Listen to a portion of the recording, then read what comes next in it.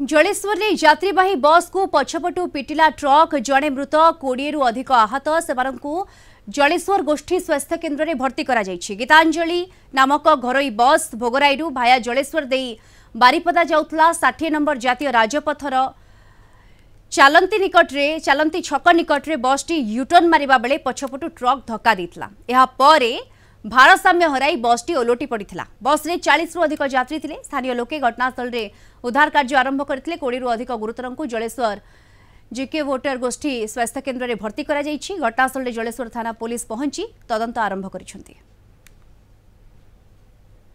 बारिपदा जाउतने पिला पाक तापरे 50 सीट रो बसथिले आज्ञा तापरे बस तो नउटी जे हम जानेनी आ कोन केमिति नउटला कोइ परबे की सुनिबा कथा ट्रक बजि दी पूरा उल्टी दिला बसटा पूरा उल्टी केते जण यात्री थिले सीट फुल दिला बस रे घर को जाउतली आज्ञा हां एरा सुन आज्ञा से ट्रक ता सुनो तो क्या बस ता को देला कुटी सामने में हम ए तो बस ता ये करियाला हाथ गुड़ मोर ये आउ सीट रो दुको थिले हठात टर्निंग पॉइंट आसले कि किस आसले हम जाने ने बस पलटी गई गला हमें तापर कुछ कहि परियन पेशेंट ने कि हॉस्पिटल एडमिशन केते जण बस रे थिले 70 प्लस थिले मतलब केते जण हाथ जो जान आ तो कम से कम 35 प्लस है जाने।